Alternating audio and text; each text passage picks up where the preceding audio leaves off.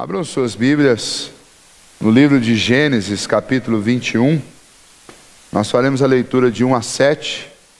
Antes, porém, da leitura, eu quero parabenizar mais uma vez as mulheres que estão aqui pelo seu dia. Não acho que seja só o dia de hoje. Acho que vocês são imprescindíveis todos os dias. E eu li alguém escreveu algumas frases interessantes hoje. Aquelas frases que aparecem nos cartõezinhos, né? Teve uma lá que eu achei muito legal e dizia assim: a mulher só não é melhor por pura implicância das vogais. Eu achei muito legal a frase, porque são apenas a troca, são as mesmas consoantes, apenas com vogais diferentes, né? Realmente a mulher é... Uma outra que eu li também, é uma piada, mas achei muito boa. E Deus fez o homem, depois ele teve uma boa ideia e fez a mulher. Eu acredito que as ideias de Deus são sempre boas, mas a da mulher foi melhor. E por isso o nome mulher. Mas parabéns a todos vocês, Deus abençoe. E parabéns também pelo esforço que cada uma de vocês que estão aqui tem tido para se tornarem mulheres centradas em Cristo e cada vez mais harmonizadas com aquilo que as Escrituras ensinam a respeito da mulher. E isso é o que realmente nos define, é quando nós buscamos a nossa verdadeira definição a partir daquilo que Deus ensina. Quando a gente tenta se autodefinir, a gente se define errado. E a gente adquire contornos para a nossa vida que não são os melhores. Mas quando a gente tem a vida centrada em Deus e busca as definições do que devemos ser a partir da ideia de Deus, aí as coisas funcionam. E é muito bom quando as mulheres são o que Deus as criou para ser. E então parabéns a todos vocês, que vocês lembrem disso não apenas no dia 8 de março, mas lembrem todos os dias que vocês são, sem dúvida nenhuma, o principal motivo aqui nessa terra e o maior motivo da alegria de nós homens. Deus abençoe todos vocês. Abram Gênesis 21. Eu estou na marcha primeira e na segunda, porque eu tive novamente uma crise de labirintite. Começou 12:30, estava preparando uma salada e fui pegar um azeite que estava na parte de baixo do armário. Quando eu baixei a cabeça, parece que eu entrei de cabeça para baixo numa montanha-russa e saí dela agora às 6:30 da tarde. Quase que eu não vim. Mas eu ainda não estou 100% bom, então eu estou meio paradão aqui, quieto, para não balançar muito a cabeça e não falar muito alto, porque senão o Zé Paulo começa a flutuar aqui na minha frente, e daí não vai dar certo, né? Mas vamos lá. Gênesis 21, de 1 a 7. Visitou o Senhor a Sara como lhe dissera, e o Senhor cumpriu o que lhe havia prometido.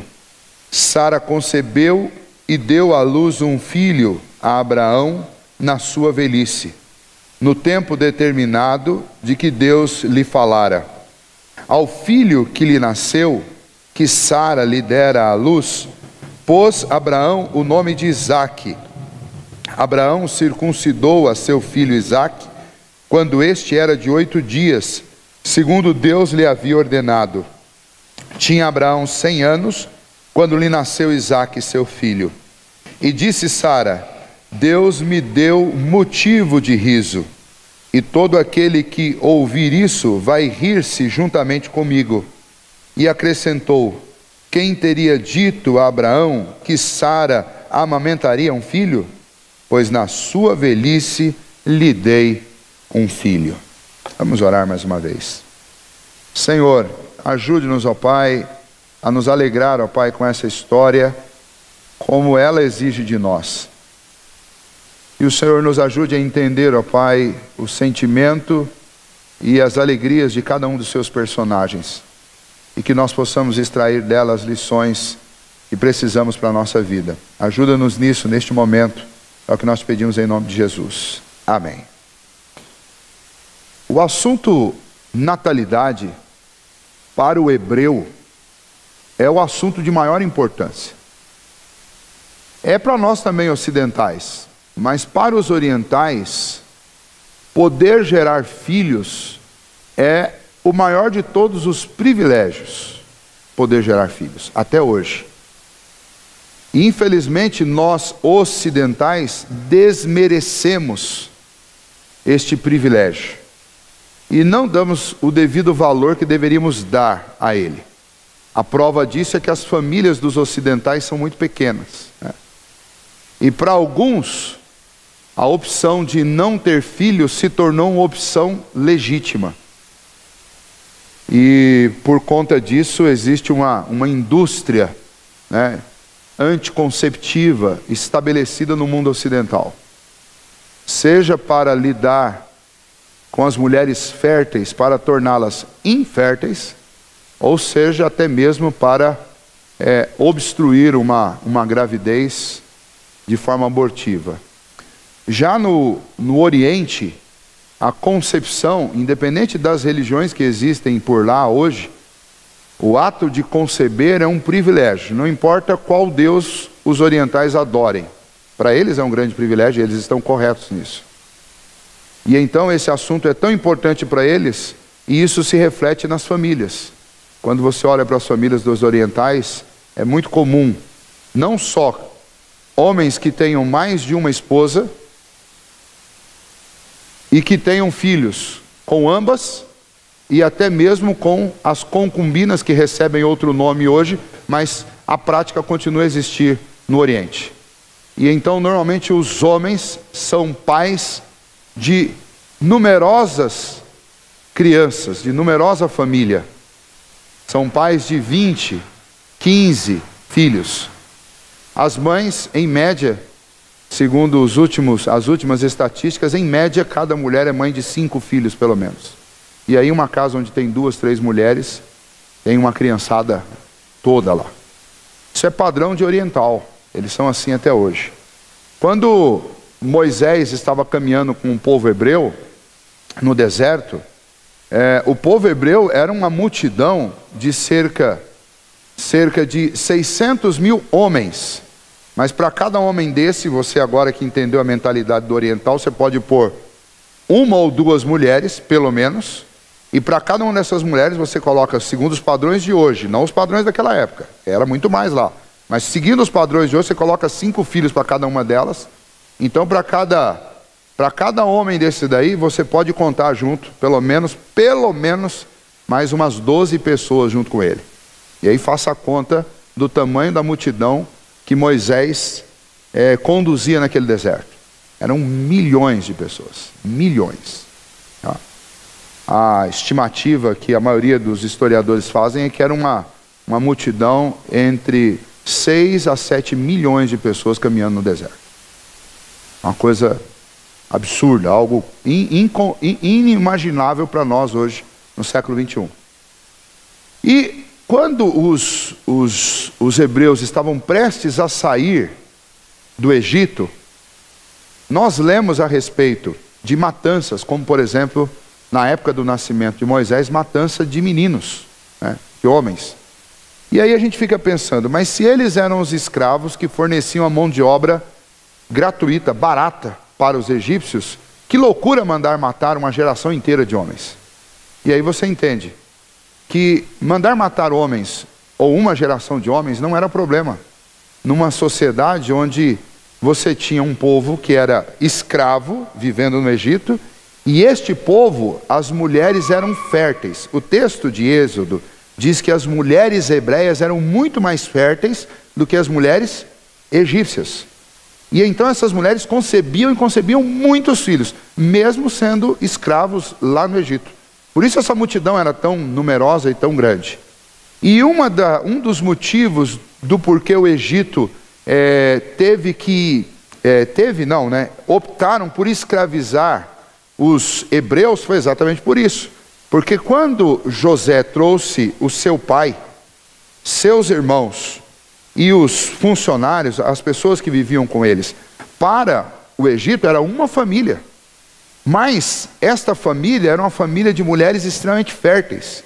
E com o tempo os hebreus começaram a crescer tanto que os egípcios consideraram que aquele povo hebreu poderia se tornar um povo mais numeroso do que os próprios egípcios. E aí eles decidiram, uma questão política, eles decidiram transformá-los em escravos, tirar direitos deles, para que eles não se tornassem iguais ou talvez maiores do que os egípcios. Então, o assunto concepção é um assunto que está envolvido com toda essa história de escravidão, libertação dos escravos, saída do Egito para a terra prometida. O assunto concepção é um assunto que estava ali fervilhando entre as coisas mais importantes, os acontecimentos mais importantes que provocaram toda aquela viagem no deserto, onde Moisés escreveu esse texto aí de Gênesis. Tá? Se você lembrar ainda mais, na semana passada, quando nós terminamos o capítulo 20, nós terminamos o capítulo 20 com aquela circunstância em que Abraão veio morar nas terras de Abimeleque e não contou que a sua esposa era sua esposa, disse que era apenas sua irmã. Por conta disso, quase que aconteceu algo terrível, mas o Senhor interviu através de sonhos e Abimeleque não chegou a concretizar o seu casamento com Sara. Mas as famílias daquela região, as famílias inclusive da corte e a própria família de Abimeleque, tanto os homens quanto as mulheres ficaram estéreis durante aquele tempo que Sara ficou na casa de Abimeleque. E quando Abraão foi chamado a atenção por Abimeleque, foi repreendido, ele se justificou, contou o que tinha acontecido e por fim orou a Deus, intercedendo por Abimeleque e pelo povo. O que aconteceu? Deus curou os homens e as mulheres e eles voltaram a ser férteis. Percebe que o assunto que está no centro dessas histórias é a fertilidade?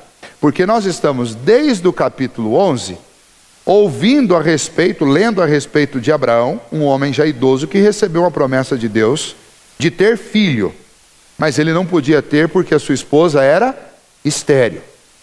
E aonde ele ia, ele se deparava com essa circunstância da fertilidade das mulheres, a fertilidade das suas servas, das servas de Sara, e Sara não concebia e não dava luz a filhos. Por fim, o limite máximo dessa história é ele dentro de uma cidade que nenhuma mulher podia conceber por um castigo divino, por causa das ações de Abraão e de Abimeleque. Agora ele ora e as mulheres voltam a conceber. Como é que a gente fica sabendo que Deus curou essas mulheres e elas voltaram a conceber? Provavelmente passou pelo menos 9 meses desde que ele orou, para você ter a certeza de que as mulheres voltaram a ser férteis. Então imagine, ele ora e as outras mulheres, não a sua, as outras, voltam a conceber. Os homens deixam de ser estéreis e são novamente produtivos. E o filho que Deus prometeu para Abraão? Esse é o momento que chega no clímax da história, porque este é o momento em que todos querem saber. E aí, Abraão ora e uma família e uma cidade inteira é curada do mal da infertilidade. E a família de Abraão? E é exatamente nesta hora que no capítulo 21, Moisés, que está contando essa história para os hebreus lá no deserto, hebreus que davam importância muito grande à questão da fertilidade, Abraão vai contar para eles que Deus cumpriu a promessa. E agora, finalmente agora, Abraão com 100 anos vai receber o seu filho. A impressão que a gente dá é que no capítulo 21, Moisés está contando a história agora a partir da ótica das duas mulheres, da ótica de Sara e da ótica de sua serva Agar. Por que dá essa impressão? Porque o texto não faz uma ligação clara para nos dizer se esses acontecimentos aqui, eles foram logo depois dos acontecimentos do capítulo 20. Ou se eles foram concomitantes. Se Abraão está lá nas terras de Abimeleque ou não. O texto não entra nesses detalhes. O texto simplesmente resolve contar a história do nascimento de Isaac e também da relação de Isaac agora com Ismael, que já era mocinho já dentro da casa. E essa história é contada pela ótica das mulheres, especialmente pela ótica de Sara, que vai descrever para nós aqui nos versículos 6 e 7 o motivo do porquê ela escolheu este nome Isaac para o seu filho. Então Moisés está relatando uma história que aparentemente ele ouviu da boca de uma mulher. É como se ele tivesse ouvido isso da boca de uma mulher, porque ele vai relatar detalhes que são detalhes particulares, tanto de Sara quanto também de Agar. Então, a impressão que nós temos é que agora as duas mulheres estão contando para Moisés qual foi a história e Moisés está registrando. Bom, vejamos, o ponto para nós aqui é que Abraão, depois de ter aprendido novamente a lição da obediência e da confiança em Deus, no capítulo 21, Deus responde àquilo que Abraão tanto queria e que Deus tinha já prometido para ele. Então, os versículos 1, 2 e 3 dizem que o Senhor visitou Sara, como havia lhe dito, e cumpriu o que havia prometido. Ou seja, Sara se tornou fértil, mesmo na velhice. O nascimento de Isaac foi de acordo com a promessa que Deus tinha feito. Isso é indicado por vários motivos ou por várias frases que aparecem nesse texto. O texto começa mostrando que o nascimento de Isaac se deu como o Senhor havia dito. Portanto, significa que aquilo ali é um claro cumprimento da promessa. O Senhor fez a Sara, ou seja, o Senhor cumpriu o que havia prometido a Sara. Então é a ação de Deus. O nascimento aconteceu quando? No tempo determinado de que Deus lhe havia falado. Não aconteceu quando Sara quis, nem quando Abraão queria, que Abraão sempre quis. E por mais que eles tivessem mudado várias vezes, e entre eles, na particularidade do casal, muitas vezes eles devem ter dado data para Deus, coisa que a gente faz quando a gente quer algo e a gente sabe que Deus já deixou claro para nós que Ele quer nos dar isso, mas Ele não disse a data. E às vezes a gente fica pressionando Deus, dizendo: Senhor, se o Senhor não fizer até tal dia, eu vou embora, eu vou fazer não sei o quê. Senhor, eu estou diante de mudar ou não mudar. Se o Senhor fizer isso até tal hora, eu mudo. Se o Senhor não fizer, é mais uma coisa de tentar Deus do que realmente confiar na promessa de Deus. Mas, independente do que deve ter acontecido na vida particular e íntima do casal, aqui Moisés deixa muito claro que o nosso Deus é um Deus que faz promessas, mas é um Deus também que cumpre as suas promessas. Ele cumpriu as suas promessas a Abraão e ele também cumprirá as promessas que ele fez a você, que ele fez a nós.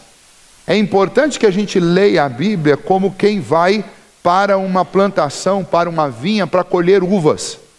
É importante que a gente faça a leitura da Bíblia colhendo essas promessas de Deus que estão distribuídas em toda a Bíblia. E elas foram registradas porque elas são para nós também. E existem muitas promessas. Quem deixa de fazer essa colheita nas Escrituras destas uvas preciosas que são as promessas de Deus, vive uma vida sem esperança aqui nessa terra. Mas para você que faz isso, que tem lido a respeito de muitas promessas que Deus tem feito, e você colhe esses frutos e fica aguardando que eles amadureçam, é importante que eu lembre que Deus cumpre as suas promessas. Lembra que quando Moisés escreveu esse livro e contou essa história, ele estava contando para um povo que aguardava o cumprimento da promessa de uma terra prometida, de um descanso, um povo que vem de 300 anos de escravidão, que aguarda um descanso. O que essa história do povo hebreu caminhando do Egito para a terra prometida representa, é a mesma peregrinação que nós estamos vivendo até o dia de chegarmos nas mansões celestiais. Nós aqui somos peregrinos em terra estranha, caminhando de uma vida de escravidão ao pecado para a vida dos verdadeiros filhos de Deus, que há de ser revelada no último dia, quando o Senhor consumar essa história nossa. Então, a nossa vida é exatamente igual. Da mesma maneira que Moisés usou esta passagem para animar aqueles crentes a confiarem na promessa de Deus, aqueles hebreus a confiarem na promessa de Deus, mostrando que Deus fez promessas a Abraão e Deus as cumpriu, nós podemos usar esse texto hoje para nós, dizendo o seguinte: Deus fez promessas ao seu povo e ele cumpriu. Tem promessas que ainda vão se cumprir, mas elas com certeza se cumprirão, porque Deus é um Deus de palavra, é um Deus fiel à sua palavra, e aquilo que ele prometeu, ele cumprirá. E então, antes que a nossa jornada termine na glória celestial, nós devemos permanecer com toda a perseverança, confiantes nas promessas do Senhor, porque elas vão se cumprir. E essa é a intenção de Moisés ao relatar estes fatos. Esta é a intenção de Sara ao contar essa história, para que outras pessoas ouvissem o seu relato e também se alegrassem num Deus que cumpre suas promessas. Tá? Isso não significa que Deus vai fazer na hora que a gente quiser, mas significa que Ele sempre vai fazer, porque Deus cumpre. Ele esperou muitos anos para dar aquele filho a Sara. Por quê? Nós não sabemos. Mas talvez o que Deus quisesse era exatamente cultivar o amadurecimento de Abraão, o amadurecimento de Sara, fazê-los passar por várias circunstâncias que os ajudassem, inclusive a serem melhores pais, né? Então nós não sabemos os motivos, mas nós sabemos que o Deus que fez a promessa, Ele cumpriu. Quando nós olhamos na carta aos Hebreus, por exemplo, nós estudamos aqui, Hebreus capítulo 11, versículo 11, diz assim, falando de Sara e de Abraão: pela fé também, a própria Sara recebeu poder para ser mãe, não obstante o avançado de sua idade, pois teve por fiel aquele que lhe havia feito a promessa. Ou seja, como é que uma mulher tão idosa pôde ser mãe? Ela pôde ser mãe porque ela acreditou na promessa de Deus e ela teve o Senhor por fiel. Ela creu que o Senhor era fiel e iria cumprir. E apesar dos percalços da vida deles, eles viram o cumprimento desta promessa. Deus esperou até que a situação ficasse absolutamente impossível e sem qualquer esperança, para que não houvesse dúvida nenhuma de que aquilo era obra de Deus. Imagine se Sara tivesse tido filho lá com os 60. Aí hoje, algum médico ou algum biólogo ou geneticista ia ler esse texto e ia dizer: ah, não, isso aí não foi milagre, coisíssima nenhuma, não. Ela tinha um problema, mas aí lá pelos 60 ela melhorou e aí está o filho. Isso não tem nada a ver com milagre. Mas é mais difícil um geneticista dizer isso para uma mulher com 90 anos, um homem de 100 anos. Então essas coisas todas são de Deus e elas têm um propósito, né? O Senhor, Ele faz conosco e cumpre conosco as suas promessas, não de acordo com a nossa vontade, mas de acordo com a vontade e com o tempo dele. E nós temos como papel, o papel de orar e confiar. Orar colocando sempre diante do Senhor nossa ansiedade, nosso desejo, nossa necessidade. E confiar que o resultado vem do Senhor. E se Deus não deu o resultado que eu esperava hoje, é porque Ele quer fortalecer minha fé, então Ele quer que eu ore mais. Então eu vou orar amanhã de novo, e depois de amanhã de novo. E se Deus não der daqui 10 anos, é porque Ele entende que ainda preciso ser mais fortalecido ainda, e então mais coisas vão acontecer na minha vida. Mas não é porque Deus de alguma maneira deixou de ser fiel, ou porque Deus não tem poder, ou porque Deus não quer. É porque ainda não chegou o tempo certo. Mas Ele é um Deus que cumpre suas promessas. Os versículos 4 e 5 apresentam algo maravilhoso também. Nos versículos 4 e 5 nós lemos sobre a circuncisão de Isaac. É interessante que Deus fez uma aliança com Abraão, lembram vocês? No capítulo 17, Deus fez uma aliança com Abraão. E disse que Abraão deveria circuncidar os seus filhos, porque a aliança que Deus tinha com ele, era para os seus filhos, para os filhos dos seus filhos, e até para o estrangeiro que nascesse dentro da sua casa. Muito bem. Só que não tinha nascido o filho de Abraão para Abraão fazer isso ainda. Esse filho da promessa, sobre o qual o Senhor fez esta aliança com Abraão, para o qual Deus estabeleceu essa aliança com ele não tinha nascido. É provável que lá na casa de Abraão tivesse nascido muita gente, como já tinha nascido Ismael, já tinha nascido os filhos dos empregados, e Abraão já vinha cumprindo o que Deus tinha dito, a circuncisão. Mas ele não tinha tido o privilégio ainda de circuncidar o filho da promessa. E agora o filho da promessa nasceu. E o que Abraão faz? Abraão obedece a Deus. Por que é importante falar isso, citar isso e lembrar isso? Porque obediência é um ato de fé. Vejam só, obediência é um ato de fé. Abraão obedeceu porque ele creu na promessa de Deus. E agora, da mesma forma como ele creu que Deus lhe daria um filho, ele, ao cumprir este mandado de Deus de circuncidar o seu filho, ele está crendo que Deus será o Deus de Isaac. E não só de Isaac, mas Deus será o Deus de Isaac, e será o Deus dos filhos de Isaac, e através deste filho, uma nação numerosa, uma nação maior, mais numerosa do que as estrelas do céu e do que a areia da praia, virá através dele. E essa nação é uma nação que nascerá debaixo de uma aliança com Deus. É em tudo isso que Abraão está crendo quando ele faz a circuncisão. Então é uma obediência movida por fé. E esta é a lição de Abraão para nós. Nós lemos e vimos, infelizmente, Abraão errando em muitas coisas. Mas nós lemos também, como estamos lendo nesse texto, Abraão sendo exemplo para nós. Nós não temos que seguir os exemplos ruins que Abraão deixou, de medo, de meias verdades, mas temos sim que seguir os exemplos bons que Abraão deixou. Abraão confiou e Abraão também obedeceu. Está aqui um exemplo de obediência. A circuncisão de Isaac é um sinal da obediência de Abraão, a aliança que havia sido feita entre ele e o Senhor. Ele circuncidou Isaac como um sinal desta aliança, demonstrando que o coração dele estava seguro na promessa que Deus tinha feito, não só de um filho, mas também de uma nação, e de que essa nação seria uma nação de propriedade exclusiva do Senhor. Isaac era muito jovem para saber alguma coisa. Ele era um recém-nascido, mas o seu pai já o sinalizou com o sinal daquela época da aliança, porque apesar daquele menino não ser capaz ainda de fazer escolhas, de declarar sua fé, Abraão acreditava que a promessa que Deus fez, de que aquele menino seria do Senhor, esta promessa Deus cumpriria. Por isso Abraão não tem problema nenhum em circuncidá-lo. E é daí que nós tiramos também a nossa convicção sobre o batismo infantil.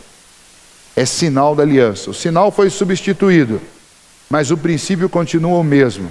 É a obediência pela fé. Eu obedeço, no nosso caso hoje, batizando os nossos bebês, porque eu creio que o Deus que me deu um bebê é o mesmo Deus que vai me garantir que este bebê vai crer no Senhor e vai amá-lo de todo o coração. E aí assumo as minhas responsabilidades de ensinar esse caminho para ele. Mas é o exemplo da obediência de Abraão que nós precisamos seguir.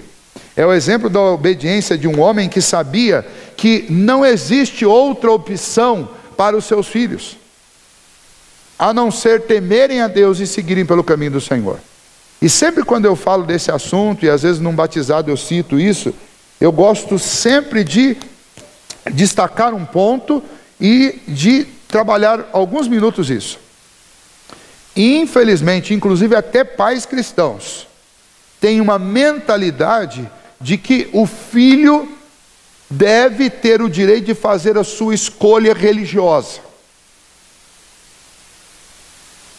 que ele não pode interferir em algumas coisas do filho: profissão, casamento, religião. Mas ele já faz tudo errado, já interfere no time de futebol, né? Obriga o menino a torcer para um time, mas não quer. E aí é aí que você percebe o absurdo, né? Vejam só.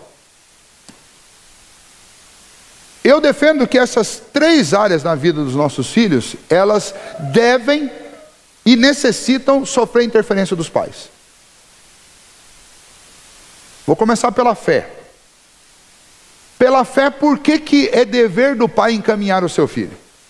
E não deixar que o seu filho faça por si mesmo essa escolha, mas o pai precisa encaminhá-lo.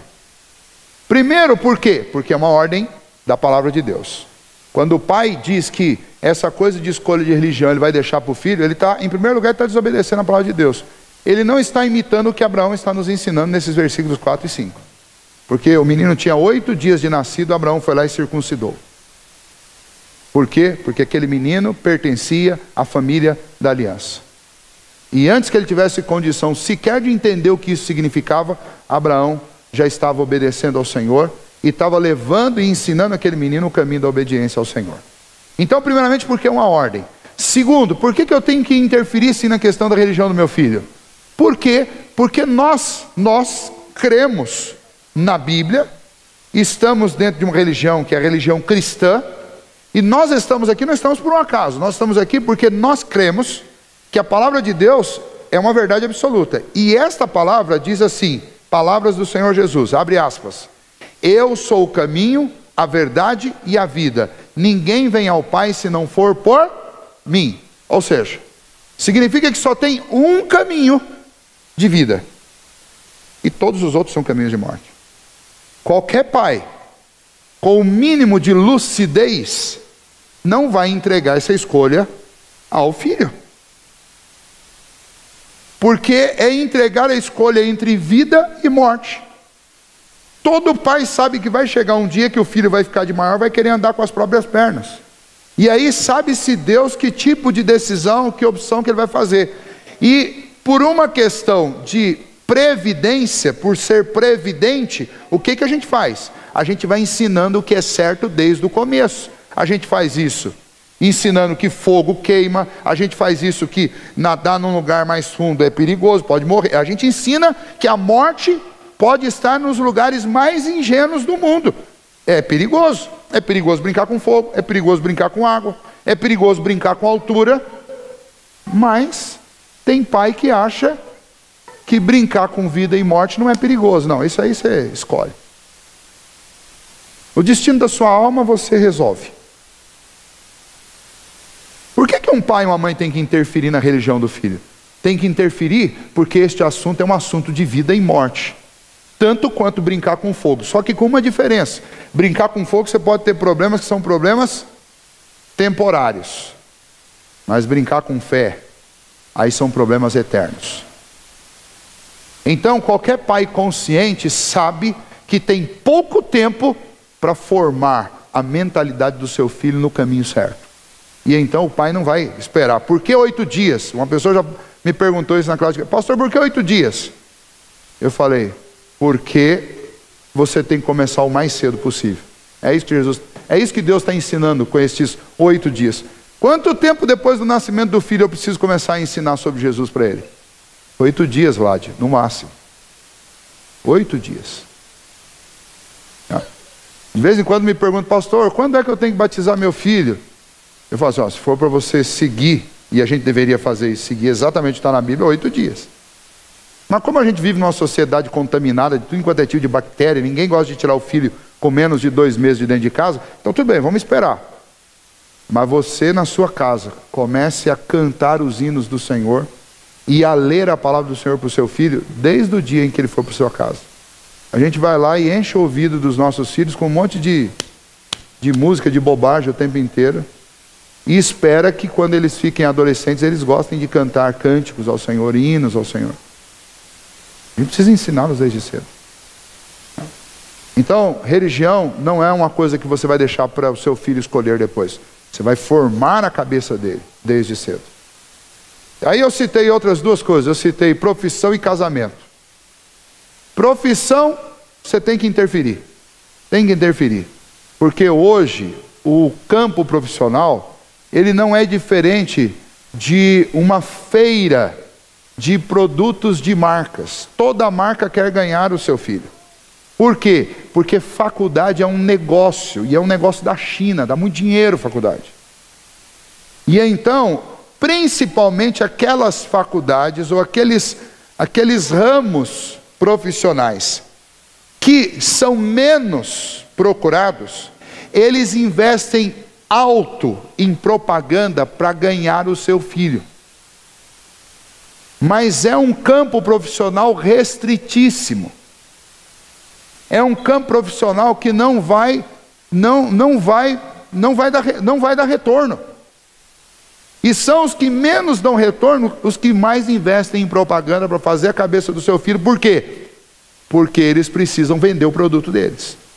E aí o que acontece? Eu tenho visto como pastor de jovens e adolescentes, o que eu tenho visto de jovem fazendo escolha errada, escolhendo profissão errada, e depois fica infeliz, e depois não consegue trabalhar, não consegue trabalho, e isso vai gerar uma série de consequências, e no final das contas vai terminar tudo nas costas do pai, que bancou a faculdade e depois vai ter que continuar bancando o filho.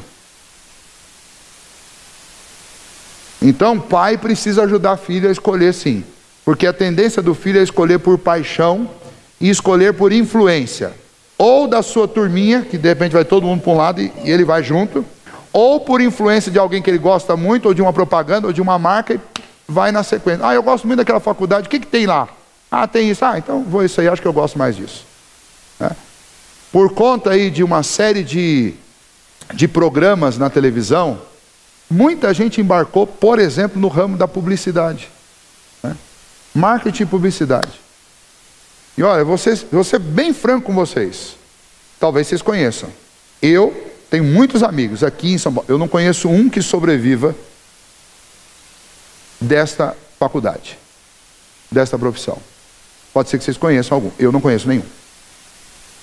Jornalismo. É um negócio fantástico ser jornalista. É mesmo. Quando você assiste a televisão e vê aquele pessoal lá na Rede Globo, com um terninho, roupa bonitinha, fazendo a reportagem, é fantástico. Só que vocês perceberam que nós estamos há 50 anos vendo os mesmos? Só que há 50 anos, faculdades de jornalismo despejam no mercado centenas de jornalistas. Por que você nunca vê o rosto deles? Por que você nunca vê o nome desses desconhecidos no final de uma matéria no jornal? Porque é um campo restritíssimo. Pouquíssimas pessoas. Os que eu conheço que fizeram jornalismo, sabe o que estão fazendo hoje? Qualquer outra coisa, menos jornalismo. E por aí vai. Podia ficar citando aqui várias. Eu não sou conselheiro sobre essa vocação, mas eu tenho uma divergência da opinião desses psicólogos aí que desenvolvem essa questão de vocação. Eu tenho uma divergência. Eu tenho vocação em muita coisa, que eu gosto. Eu tenho o maior prazer de fazer. Mas eu acho que você tem que entender responsabilidade, missão e vocação. E paixão. Primeiro, todos nós temos a responsabilidade como indivíduo de nos sustentarmos, de nos mantermos, porque todos nós temos sonho. Não tem o sonho de casar? Então, você precisa de ser produtivo para que você consiga realizar este sonho. Então você não pode só pensar com paixão. Olha, minha paixão é ser jornalista. Tudo bem, então esqueça casamento. Você vai ser jornalista. E essa caminhada vai ser longa, você não vai ser fácil. Então eu costumo, não é uma... Eu tento tomar cuidado para não ser materialista nesse sentido, mas eu costumo dar o seguinte conselho. Eu falo assim, olha, vocês precisam estudar como que está o mercado profissional hoje e qual a prospecção para daqui 4, 5 anos, que é quando vocês vão se formar. Para ver se você vai ter campo para trabalhar. Porque tem algumas coisas no mundo que nunca acabam. Assim, até cabeleireiro. Tem muito jornalista aí que é cabeleireiro, porque cabelo cresce todo dia. Comida, todo mundo precisa comer todo dia. Então, você precisa raciocinar um pouquinho, de forma racional, sobre quais são os seus planos. Seus planos são casar, estabelecer uma família? Bom, você vai precisar de recursos para isso. Então você não pode fazer uma faculdade onde você vai ter que levar 30 anos para chegar numa condição que dê para você se manter. Não, se você quer estabelecer família, você vai ter que entrar por um campo que você tenha o ganho necessário para que você possa sustentar uma família. E o que eu faço com a minha paixão? A sua paixão, você faz o seguinte, você pode nutri-la, né? Seja um leitor sobre esta área. Quando você tiver vencido essas etapas que você mesmo considera mais urgentes, Aí você se dedica à sua paixão, vai ter tempo. Você vai ter tempo. Se Deus quiser, você vai ter tempo. E aí você pode ir lá na frente, de repente, fazer uma segunda universidade, uma cabeça mais madura, vai aproveitar melhor. Você não precisa abandonar o seu sonho, a sua paixão. Não precisa abandonar. Mas você precisa entender que nós vivemos num tempo em que, se você não for um pouco mais estratégico na hora de escolher, você vai ter problema. Vai ter problema. E nós, pais, precisamos ajudar os nossos filhos nisso.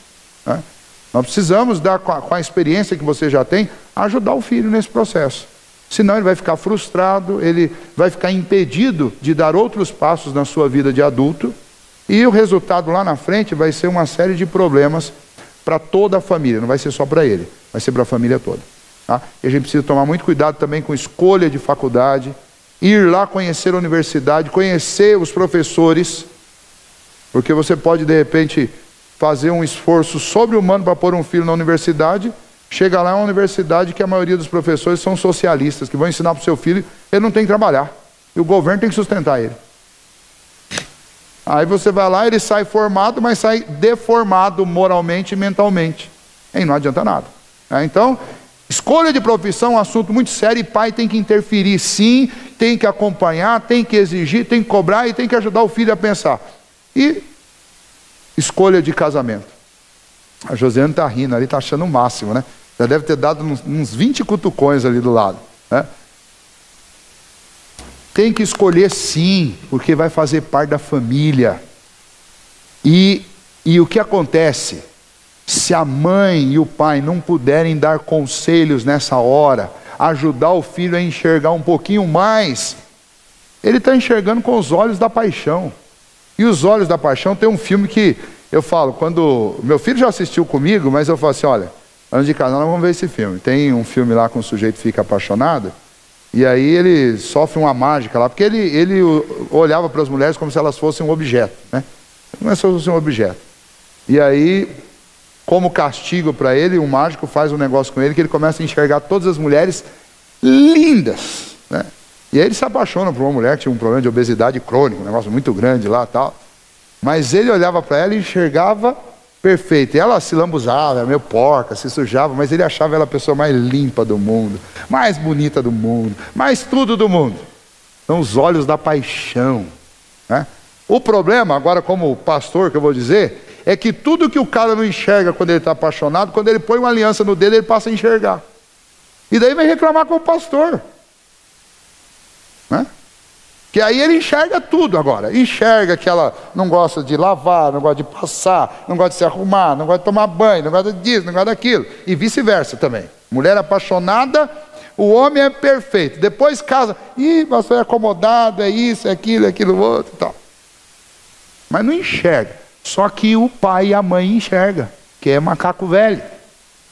E aí é nessa hora que o pai e a mãe tem que ser sábio para não deixar o filho com raiva, porque se deixar com raiva ele vai fazer exatamente o oposto do que você quer. Então você tem que ser sábio para não perder o filho e ao mesmo tempo orientá-lo bem para que ele não entre num caminho errado, que você sabe que vai gerar consequências. Eu convivo aí com muita gente e eu vejo que tem sogro e sogra, pai e mãe sofrendo muito por causa das escolhas erradas, e se lamentando por não ter interferido quando dava tempo de interferir. Então pai e mãe têm que escolher. Mas sem dúvida nenhuma, o principal motivo do que pai e mãe têm que entrar no meio dessa escolha é por causa da fé. Porque de novo nós estamos lidando com o assunto de vida ou morte.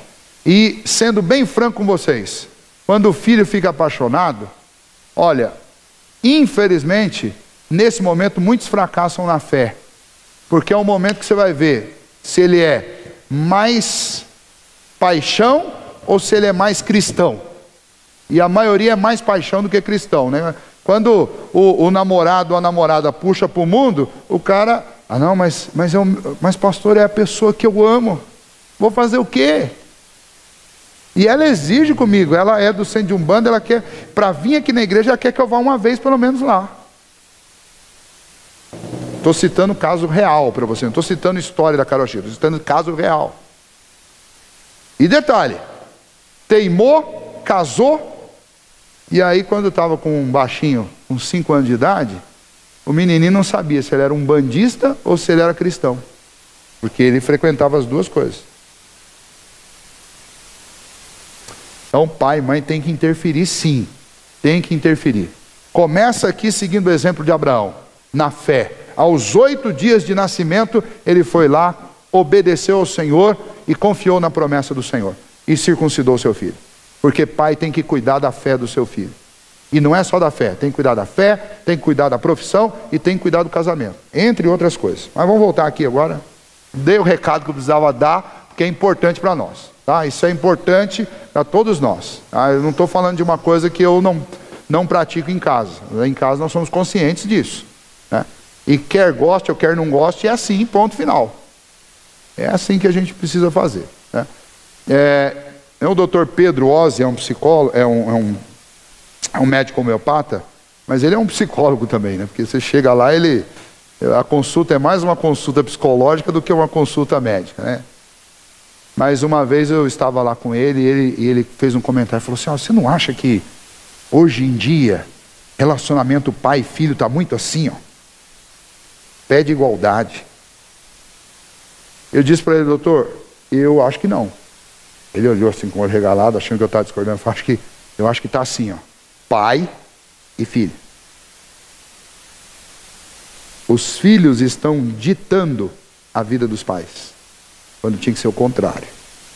Passou, eu acho que foi uma década atrás, que a coisa estava assim, ó, de igual para igual. Agora está assim. Filho manda. Eu atendi uma senhora aqui semana passada na igreja, não é da igreja. Eu atendi uma senhora aqui, que ela tem 3 filhas, ela não é casada, cada filha é de um companheiro diferente. Né? A mais velha, de 18 anos, recentemente, traiu a mãe com o último namorado da mãe. A casa onde elas moram foi construída sobre um terreno da mãe. Mas foi o segundo pai que construiu. E eles conseguiram, até depois eu pedi a ajuda da Josiane para ajudá-la. Conseguiram um documento de que a casa, tudo que tem lá, é de propriedade das filhas e a mãe não é dona de nada. E as filhas sabem disso. E então é o seguinte, as 3 não trabalham. Tem um cidadão que é namorado de uma delas, que eu não sei qual que é, que mora dentro da casa, também não trabalha. E ela paga água, luz, comida, cozinha, porque as bonitonas não podem cozinhar. Põe carga no celular, paga a internet. E está em depressão, coitado. E eu falei para ela, olha, a senhora não precisa de remédio, a senhora precisa de uma coisa, só precisa retomar as rédeas da vida da senhora. A senhora virou refém das suas filhas. Mas elas já falaram para mim que se eu não fizer isso, eu que trate de sair de lá, porque é a casa é delas. Eu falei, pois que saia. Saia então. Não tem um parente, não tem uma irmã, uma tia. Vá morar com alguém. Não põe 1 centavo lá mais, a senhora vai ver que se a coisa muda ou não muda. Olha, está muito fácil. Como é que eu faço para retomar o comando? Eu falei, mas está fácil. A única pessoa que trabalha e que tem dinheiro lá é a senhora. A coisa mais fácil do mundo é retomar o comando com o dinheiro na mão. Acabou o dinheiro. Acabou o dinheiro, só vai ver se a senhora não volta a comandar rapidinho. Mas é isso que a nossa sociedade fez. Os filhos estão aqui, sem moralidade, sem ética, sem princípios, sem educação, que é um bando de mal educado. E os pais, um bando de fraco. E os filhos fazem o que querem. A gente, ou vocês aí que têm filhos, o meu ainda está bem novo ainda, mas vocês que já têm filho formado, como o Vlad tem aqui, como outros têm aqui, louvem a Deus por isso. E vocês foram privilegiados, ainda conseguiram cumprir essa tarefa, a Silene, cumpriram. Porque essa geração mais nova, infelizmente, com exceção daqueles que a gente tem criado aqui na igreja, infelizmente, desvirtuaram a coisa completa com o apoio da mídia, né? E os pais são reféns. Tá? Então, Abraão tinha 100 anos de idade, mas sabia o que era certo fazer com o filho.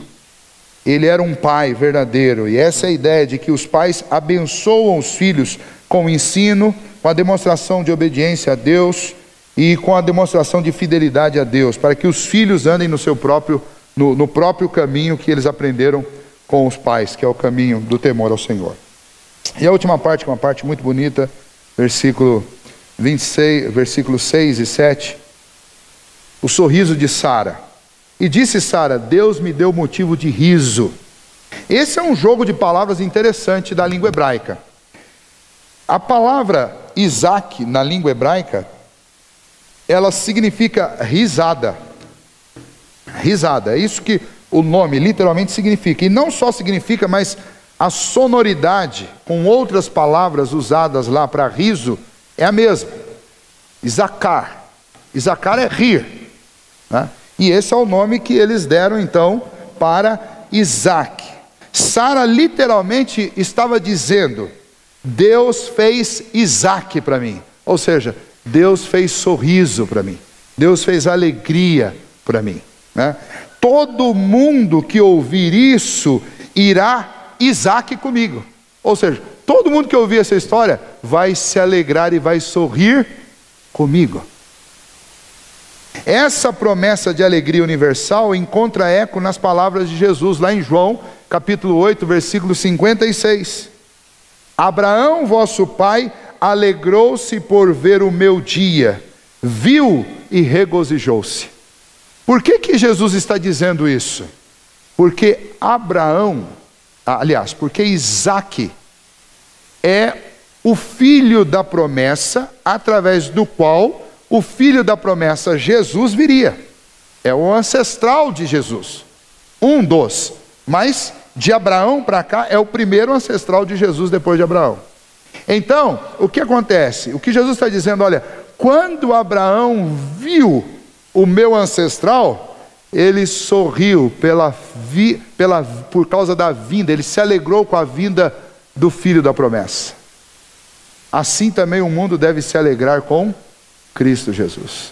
Ele veio para ser o sorriso nosso. E ele é obra completa de Deus, total de Deus. Ele foi gerado pelo Espírito Santo de Deus. Então, em Jesus se consolida este nome que Sara deu para o seu filho, Isaac. Jesus é o sorriso feito por Deus no nosso rosto, no nosso coração. Jesus diz que Abraão isacou. No aramaico que Jesus citou essa frase, no grego que ela foi escrita, o termo é esse. Jesus disse que Abraão isacou, ou seja, Abraão sorriu de alegria com a chegada do filho da promessa. Há algo maravilhoso na alegria da redenção e da promessa da redenção. Ela nos faz sorrir. Podemos olhar para trás, vendo Sara e o seu cuidado com o seu filho recém-nascido, e a alegria que isso a fez sentir aos seus avançados anos de idade, e perceber que quando nós encontramos pela fé Jesus Cristo, é a mesma alegria que nós podemos sentir. O olhar de Jesus transmitia essa alegria para pecadores. Gente que tinha certeza que ia para o inferno por causa dos seus pecados, quando olhavam para Jesus, eles se alegravam.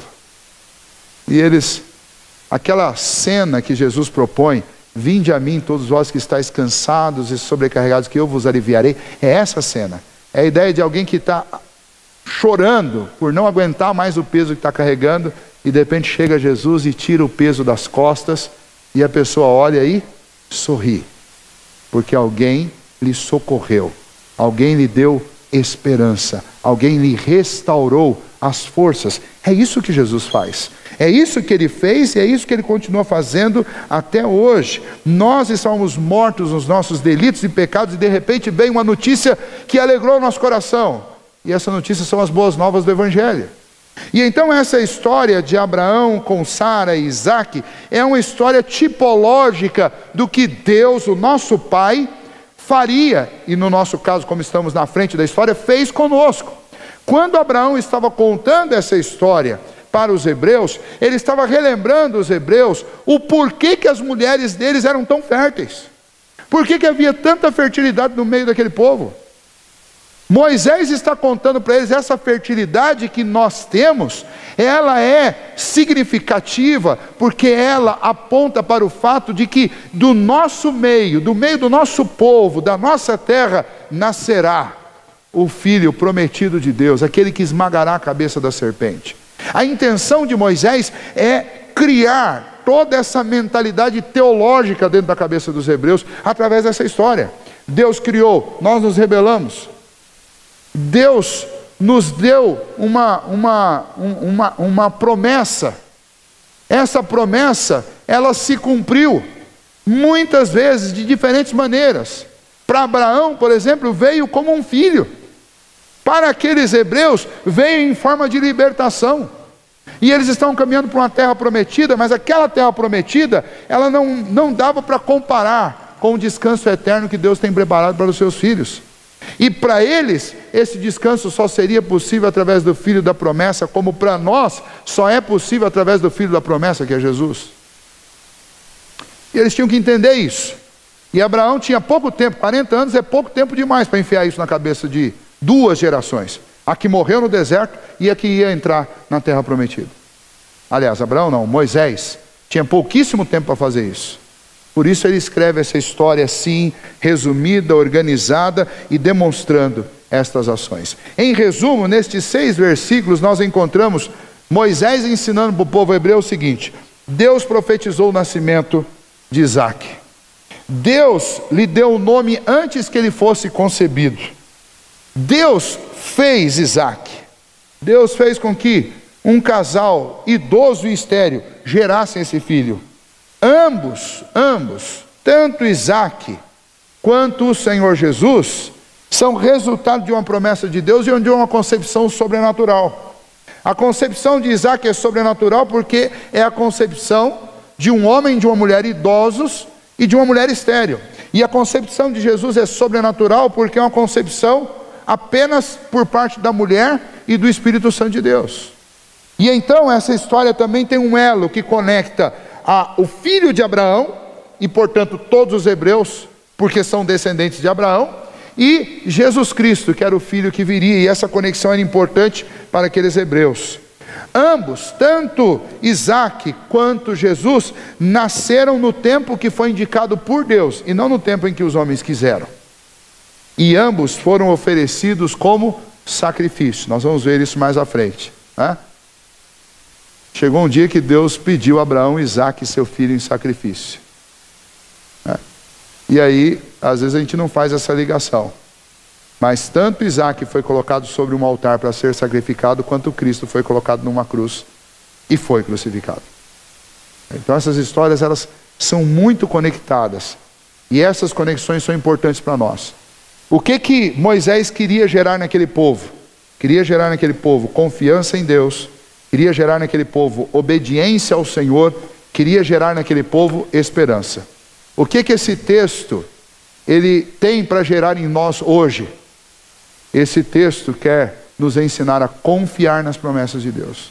Esse texto quer nos ensinar hoje a obedecer ao Senhor, inclusive na maneira como nós tratamos e educamos os nossos filhos. E esse texto quer nos ensinar a ter esperança, porque através de Jesus Cristo, nós também temos o sorriso restaurado nos nossos ossos. E ainda que a gente possa chorar aqui durante algum tempo, mas nós temos uma eternidade garantida no céu com o Senhor para isacar para sempre, para sorrir para sempre. Que Deus nos ajude. Eu não sei que tipo de promessas você está aguardando Deus cumprir na sua vida, mas eu quero nesta noite lembrar você do seguinte: Deus vai cumprir. O Deus que fez a promessa, Ele é fiel às suas promessas. Ele não vai deixar de cumprir nenhum tio da sua palavra. Quero dizer para você que está aqui nessa noite tendo talvez dificuldade com seus filhos, ou talvez alguém que está planejando ainda ter filhos, lembre, nós como pais temos o dever de iniciar os nossos filhos no caminho da fé, treiná-los no caminho da fé. Nós pais temos o dever e o direito de interferir sim nas escolhas deles. Nós recebemos este privilégio e essa responsabilidade das mãos de Deus, o nosso Pai, que interfere nas nossas escolhas, que nos ensina, que nos orienta, que diz não para a gente. E nós temos que seguir a paternidade de Deus. E a paternidade de Deus é uma paternidade que por amor disciplina, porque a Bíblia diz que o pai que ama disciplina. Essa conversa que eu vejo muito pai aí, infelizmente a gente tem exemplos próximos da gente. Olha, eu com meu filho nunca precisou disciplinar, e meu filho sempre foi na base da conversa, resolvemos tudo com a conversa. Pois é, engraçado, né? Então a Bíblia estava certa com alguns, mas errou com você. E o seu filho é tão bom que ele é melhor do que a própria Bíblia, porque a Bíblia diz que não tem jeito. Que a vara está para o filho, como o sol está para o dia. Mas daí lá na frente você vê muito pai perdendo o filho para marxista na universidade e não sabe por que perdeu o filho. Talvez foi porque quando chegou o dia que era para você disciplinar com a varinha, você achou melhor conversar. Argumentar, não traz na escola dominical. Tá? Então, nós pais temos um dever diante de Deus. Temos que batizar os nossos filhos para que eles, desde do recém-nascimento deles, eles saibam de quem eles são. Eles são do Senhor. Temos que encaminhá-los na fé, lendo com eles a Bíblia, trazendo-os à igreja, ensinando para eles o caminho de vida, mostrando que qualquer outro caminho de morte. Nós temos que ajudar os nossos filhos nas orientações deles profissionais, orientação nos relacionamentos que eles vão estabelecer. Temos que orientar os nossos filhos. E esse texto nos ensina. Então, se você está tendo dificuldade com seu filho, busque orientação na palavra de Deus, busque orientação com os pais mais velhos aqui, que conseguiram, pela graça de Deus, cumprir essa tarefa, de criar os filhos no caminho do Senhor, de orientá-los bem na sua profissão, de orientá-los na escolha do seu companheiro ou da sua companheira no casamento. Então peça auxílio, né? Porque se você for conversar com os mais velhos aqui, uma experiência comum, acredito a todos, que eles também pediram auxílio quando chegou na época deles. Pediram auxílio para o pastor, pediram auxílio para alguém mais velho, para o pai, para a mãe, para o vovô, para a vovó. Pediram auxílio. E a gente às vezes acha que a gente tem que ficar sozinho pedindo auxílio do Google. O que fazer com um filho rebelde? Vou lá no Google. Converse com a Bíblia. Converse com os crentes mais velhos. Peça orientação para eles. Mas crie o seu filho no caminho do Senhor. O CP está lá embaixo, né? Então, é um bom início para os seus filhos. E a escola dominical está aqui, a Silene, representante, e algumas professoras da escola dominical. Que Deus nos ajude a cuidar bem dos nossos filhos. É responsabilidade nossa. Orientá-los bem. Né? E, finalizando, se você hoje está sem motivo para sorrir, se alguma coisa tem te roubado a alegria, lembra de Zacar. Jesus Cristo é o motivo da nossa alegria. Sempre quando eu vou buscar motivos para alegria, na minha vida, no mundo, no meu trabalho, na minha profissão, nos relacionamentos, parece que quando você mais precisa é que você não encontra. Mas isso é uma bênção de Deus. Isso é para nos lembrar que o motivo maior da nossa alegria sempre tem que ser o Senhor. Ele não falha. A promessa dele é verdadeira, é real. E neste mundo, não dá para a gente ficar muito acomodado, não. Então Deus não deixa a gente ficar numa situação muito confortável aqui, para que a gente não goste daqui. Porque isso daqui é deserto. Isso aqui é peregrinação. Isso aqui é terra estranha. A nossa pátria, essa está lá, guardada pelo Senhor, na nova terra, no novo céu, depois do último dia. Essa é a nossa pátria. Aqui é vida de nômade. Aqui é vida passageira. Não posso colocar meu coração nas coisas daqui. Não nos iludamos nem com a política, nem com a economia, nem com o patrimônio, nem com riqueza, nem com nada disso, porque é tudo ilusão, tudo vaidade, isso tudo vai passar. Um sopro da boca do Senhor, essas coisas todas vão ser desfeitas. Mas o patrimônio que nós temos e recebemos graciosamente de Deus, esse sim é eterno. E esse sim é maravilhoso. E quem nos dá acesso a isso é Jesus, é o nosso Isacar. É o motivo da nossa alegria. É o nosso sorriso feito por Deus, Jesus Cristo. Se você está triste, você tem uma boa notícia. Nós temos uma boa notícia. É a notícia que o Senhor nos concedeu vida graciosamente por meio de Jesus Cristo. Ele é a nossa alegria. Que Deus nos ajude, que Deus nos abençoe para que sejamos sempre confiantes nele, obedientes a ele e que o nosso coração esteja sempre cheio de muita alegria nele, no Senhor. Senhor nosso Deus, obrigado por esta noite, obrigado, ó Pai, por esse tempo que passamos aqui estudando a Tua Palavra. Pedimos que o Senhor nos ajude a aproveitá-la em nossa vida, assim como aquele povo aproveitou no deserto dessas palavras, para que fossem bem orientados, ó Deus, doutrinariamente, para que confiassem no Senhor, Te obedecessem e depositassem a sua esperança inteiramente no Senhor. Que o mesmo aconteça conosco aqui. Pedimos, ó Deus, que o Senhor complete a aplicação destas palavras em nosso coração, de forma particular e individual, porque cada um de nós temos problemas diferentes, ó Deus, e precisamos, ó Pai, de lidar com cada um deles, e o Senhor sabe como nos ajudar nisso. Por isso te louvamos pela Tua Palavra, pedimos, ó Deus, que o Senhor, pelo Teu Santo Espírito, a interiorize dentro de cada um de nós. Oramos nesta hora agradecidos por esse tempo, em nome de Jesus. Amém.